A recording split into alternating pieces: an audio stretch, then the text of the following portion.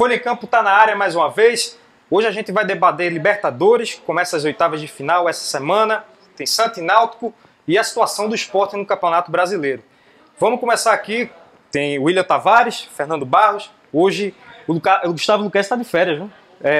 Tá mamando, né, como se diz na gíria aí do operário, mas vamos lá. William, vamos começar por Libertadores. Os brasileiros, os confrontos de oitavas de final começam essa semana. Tem Flamengo e Cruzeiro, tem Estudiantes e Grêmio, de jogos pesados, né? Vou começar provocando você. Quem você acha que vai encarar mais pedreira aí nesse início de mata-mata aí nas oitavas? Olha, eu acho que o Santos.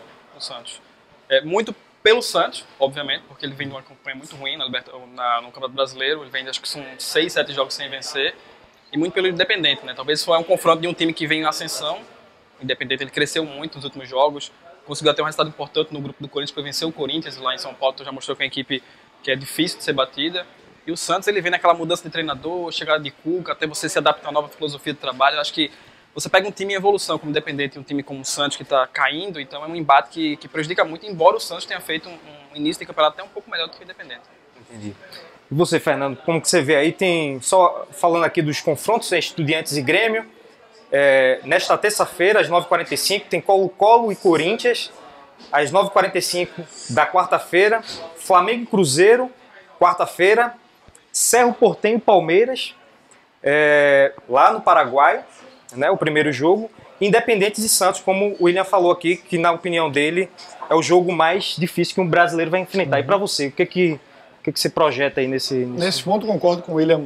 Também pelos mesmos argumentos, até também pela força do Independente, pela fase que o Independente vem vivendo nos últimos anos, né? O Independente é time tradicional da Argentina, que passou por uns anos de baixa, mas também está se recuperando. A gente viu no passado, na Copa Sul-Americana também, Independente é um dos times mais fortes. Mas uma coisa interessante é que o Flamengo estava muito bem no Brasileiro, fez uma boa primeira fase e vai pegar o Cruzeiro, né? Anteriormente, se fosse um período pré-Copa, eu diria que o Flamengo teria uma parada um pouco mais leve que os outros brasileiros. Mas depois que voltou da Copa do Mundo, o Flamengo não apresentou mais o mesmo futebol, acabou perdendo a liderança do brasileiro. E o Cruzeiro tem uma coisa de mata-mata que é forte. O Cruzeiro é bom em competições desse tipo.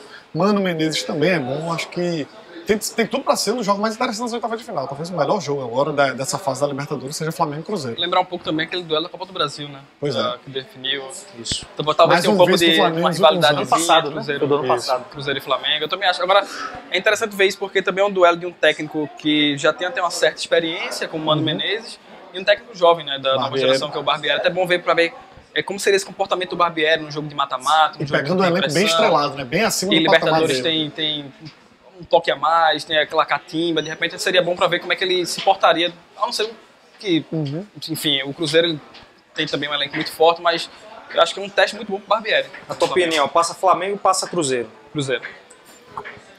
Vou junto, Cruzeiro. Não que o Cruzeiro esteja em grande fase, né? Também não voltou tão bem na Copa, mas acho que o Flamengo pode sentir esse peso agora. Estudiantes e Grêmio. Difícil. É como aquela coisa, né? É muito difícil ter um campeão do mundo bicampeão, e eu acho muito difícil um campeão da Libertadores também ser bicampeão. Então, seguindo essa... Vamos dizer que seja que nem a Copa. Então, eu aposto que vai dar uma da Grêmio, mas acho que o Grêmio não chega tão longe. Vai dar meio que uma zebra no meio do caminho pro Grêmio aí. Eu acho que passa Grêmio, apesar de não achar que o Grêmio vai ser campeão, mas acho que nesse caso passa Grêmio. Colo-Colo e Corinthians. Corinthians. Também, Corinthians. Também. Cerro Porteño e Palmeiras. Outro jogo que eu acho interessante aí, justamente por essa troca de comando do Palmeiras. Vai ser bom a gente ver como vai ser Filipão em ação no Libertadores, depois de anos fora, né, treinando na seleção e treinando na China. Vai ser legal ver essa coisa. Filipão e Palmeiras tem uma mística legal. São um dos jogos mais interessantes pra gente. O que pode atrapalhar um pouco o Palmeiras é meio que a obsessão que o Palmeiras está tendo para conquistar. Pensar no Mundial, antes de pensar na Libertadores. Né? Tá engraçado isso, o Palmeiras sempre batendo na tecla de não. Do Palmeiras não tem Mundial. Podia acabar com esse jejum aí que eles têm, esse tabu de não ter ganho um Mundial. Talvez isso atrapalhe um pouco essa pressão de buscar muito a Libertadores e não conseguir o Palmeiras monta time no começo do ano falando, vamos pra ganhar um Mundial. Calma, tem uma Libertadores que é até aquelas piadas que surgem também de você, eu quero ver quem vai ser meu adversário na final do Mundial. Então, talvez essa pressão seja algo complicado pro Palmeiras. Independente e Santos, pelo que você falou, vai dar Independente. Independente. Eu acho que é o único brasileiro que não passa. Entendi. E aí, só para finalizar aqui sobre os times da Libertadores, como é que vocês veem a situação dos argentinos? Os argentinos, a temporada está começando agora. E aqui, enquanto no Campeonato Brasileiro, a gente já está numa situação, já terminando o primeiro turno. Há uma diferença, por exemplo, para os argentinos, por exemplo, nos confrontos com os brasileiros? Independente de Santos, né? Estudiantes e Grêmio. Eu acredito que nesse caso o Independente poderia ser prejudicado se tivesse pego um brasileiro mais forte. Acabou que vai pegar o Santos, que dos brasileiros ainda vive na Libertadores, é o que vive o pior momento. Então, mas eu acho que quem está embalado acaba sendo um pouco beneficiado nisso aí. Porque quem está começando do zero, é outro ritmo de jogo, é outro espírito de competitividade. Isso. E no momento que todos aguardavam a evolução do Sport, vem mais uma vez o golpe. Quer dizer, o Sport foi atrás, né? A gente pode negar que o Sport foi atrás contra a Chapecoense, empatou o jogo no final, mas é mais um duro golpe, né, Fernando? Você que acompanhou o jogo ontem, você falou um pouco da apatia. O que acontece com o Sport? Qual o fato novo que você acha que precisa? A gente está aqui para apontar caminhos, né? Soluções. A gente vê muita gente falando sobre o trabalho de Claudinei Oliveira, a gente pedindo na cabeça dele e tal. Ontem a torcida do Sport teve até um comportamento de ironia. Vaiou o time na saída pro intervalo e também gritou olé quando os jogadores do Chapecoense trocavam passes. Eu não acho que, por mais que eu acredito que nesse ritmo o Claudinei vai acabar sendo demitido em breve, porque é uma coisa natural no futebol brasileiro, né? A gente começa trocando pelo treinador. Mas acho que o problema não está aí, é mais de uma apatia dos jogadores, que eu acredito seja por um problema interno de direção, de bastidores, ou questão de salário, até pela mudança do futebol de alguns jogadores. A gente é acostumado a ver um cara feito Marlone, ele se consagrou no esporte justamente com esse estilo de jogo, muito agudo, muito incisivo, arriscava muito chute de longe, e a gente vê um jogador feito ele hoje, recebe a bola na ponta, toca de lado, atrasa o jogo, sabe? Isso não é o futebol natural dele. Eu acho que o problema está muito além de ser Claudinei, não é o time que ele está armando, é a maneira como eles estão jogando.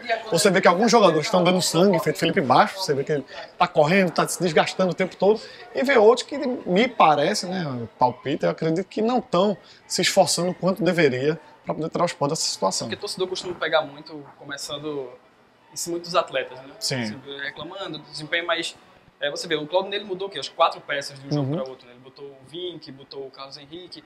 Você tentou mexer, né? Você está tentando encontrar buscar uma solução, buscar aquela filosofia de trabalho que ele está tentando ainda tá no meio do caminho. Ele começou bem, mas ele não encontrou o encaixe do time, então ele está tentando. Ninguém pode questionar isso. A gente não pode acreditar essa coisa, a perda só de Anselmo. Anselmo saiu, o time desmoronou. Não, calma, a vida toda também vai ficar... vai ser assim até o final da Série A, vou rebaixar, dá porque Anselmo perdeu. Não, acho que o Sport, por mais que não tenha um grande elenco, por mais que tenha sofrido uma queda na folha salarial, tem time para permanecer ali. Você tem jogadores ali que seriam cobiçados por outros times que estão na rabeira. Acho que o Sport poderia sim. Você percebesse que falta talvez um pouco mais de confiança. Até pegando um pouco do gancho do Náutico, o Márcio Grande disse que chegou no clube e ele não teve tantos reforços. Ele deu 2, 3 peças, tinha o mesmo elenco praticamente.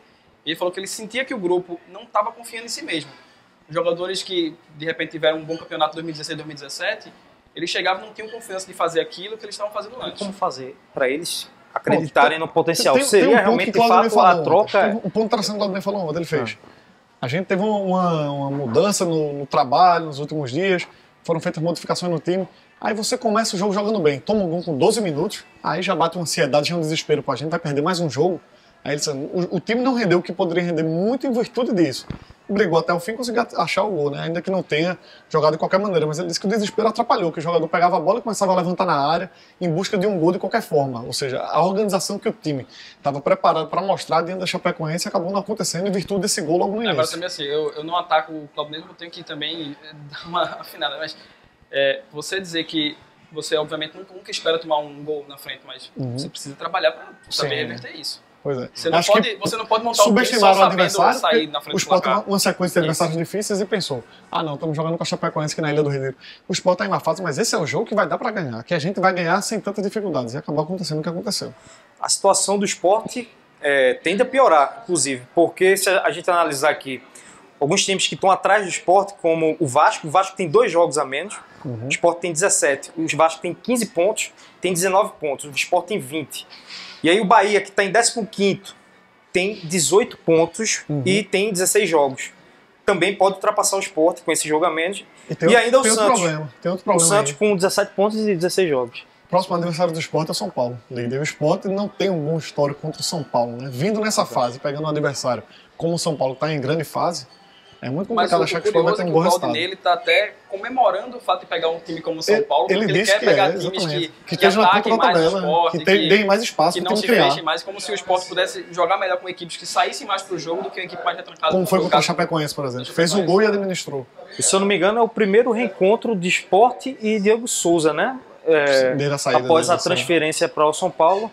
Aí um Ainda na embate. Ilha do Retiro, né? Deixa o jogo mais interessante. Aí. Exato. Será que a torcida vai inclusive, pegar no pé? se fosse um caso de aposta, eu apostaria no gol do Diego Souza, que a lei do ex tá... Toda rodada acontece a lei do ex. Se a lei do ex pegar mais uma vez, vai deixar o torcedor do Sport ó, já enfurecido, né? Mais do que já tá, né? E a situação piorar ainda mais. E agora a gente vai falar sobre Série C. Náutico e Santa com as situações encaminhadas, né, de classificação. O Náutico que venceu no sábado, né? E o Santa empatou com a Juazeirense ontem, em 0-0. Eu queria saber de vocês aqui. Todo mundo está de olho agora no grupo B, né? A situação no grupo B já está definida. No grupo A só falta a questão de posições, né?